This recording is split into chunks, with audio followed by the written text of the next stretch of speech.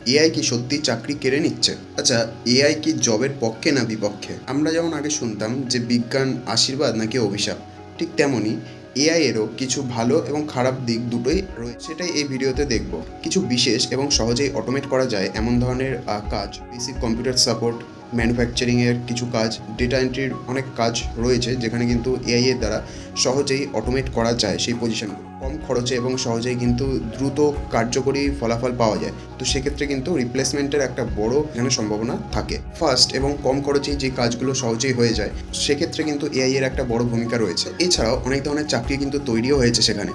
যারা ধরুন AI trainer, AI টুল ব্যবহার করে ডেটা অ্যানালিসিস করে, অথবা মার্কেটিংয়ে অনেক এআই টুল ব্যবহার করেন, প্রম্পট ইঞ্জিনিয়ার, এরা কিন্তু বেশ ইভেন মার্কেট রিসার্চার এক্সপার্টরাও কিন্তু এআই টুলস ব্যবহার করে বিভিন্ন অ্যানালিসিস। তো এআই এর বিভিন্ন টুল ব্যবহার করে সেখানে কিন্তু অনেক স্মার্টার কাজ করতে পারেন তারা।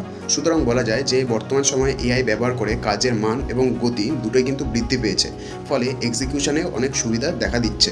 তো খারাপ দিক যেমন রয়েছে, তেমনই ভালো দিকও সেখানে রয়েছে বেশ খানিকটা। তো অনেকেই এআইকে কম্পিটিটর মনে করছে, তো সেখানে অনেকে একটা বড় অস্ত্র বা অ্যাডভান্টেজ হিসেবেও কিন্তু দেখছে এআইকে। আর্টিফিশিয়াল ইন্টেলিজেন্স পরবর্তীতে কার্যকরী হবে সেটা কিন্তু বোঝাই যাচ্ছে এখন। প্রতিটা ক্ষেত্রে, সেটা বিভিন্ন সেক্টরে এআই এর ব্যবহার কিন্তু যথেষ্ট পরিমাণে সেখানে জেনারেট হচ্ছে।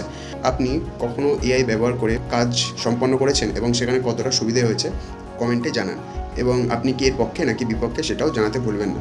যদি ভিডিওটা ভালো লাগে শেয়ার করুন এবং সাবস্ক্রাইব করতে ভুলবেন না।